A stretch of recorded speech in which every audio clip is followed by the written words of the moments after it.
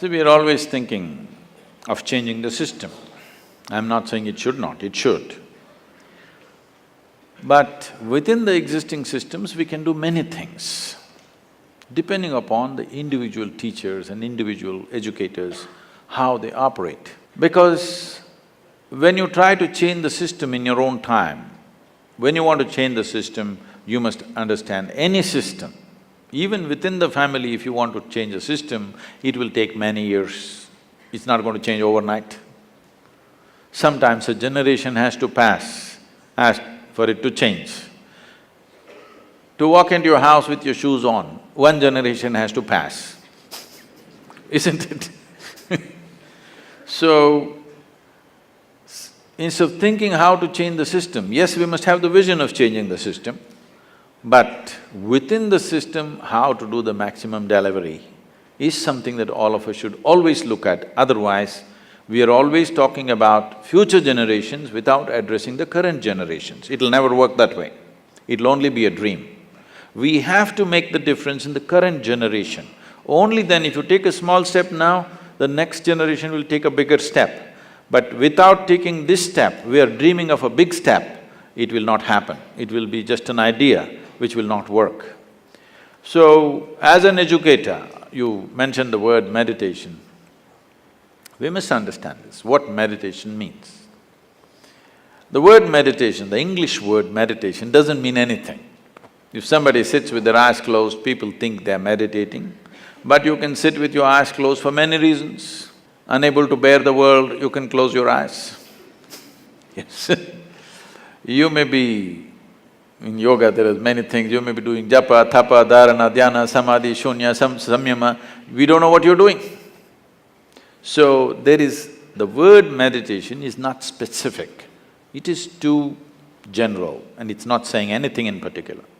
Let us say if we are thinking to align the word meditation with what we refer to as dhyan or dhyana or dhyanam as you go south. Because Hindi-speaking people, you have a way of clipping away the words in the end. We say Rama, you say Ram. You say Dhyanam, you say Dhyan. You're cutting off everything in the end, that's your option. But if you're thinking it is dhyan or dhyana or whatever, what this means is, if you sit here, if you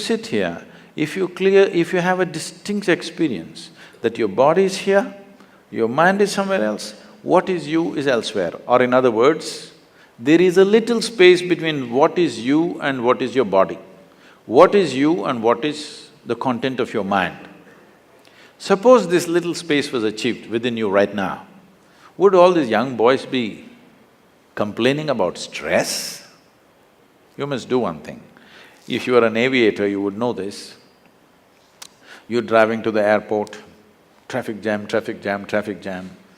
You curse everybody and honk and do all this and get there. Then you fly. Then you're flying over the traffic jam, it all looks very nice, you know. Simply because of the distance.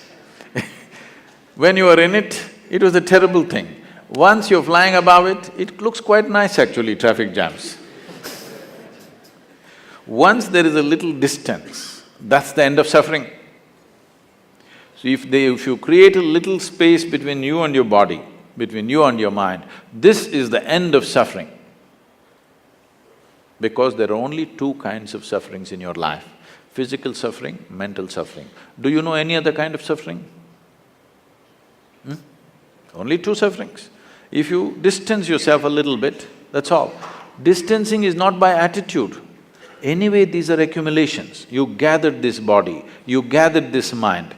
If you keep what belongs to you one way and what is you in another way, it's taken care of.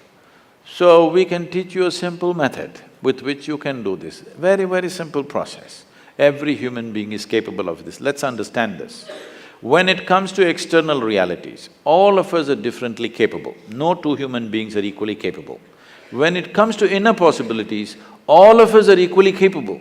No human being has come better endowed than the other. It is just that most human beings never look in that direction.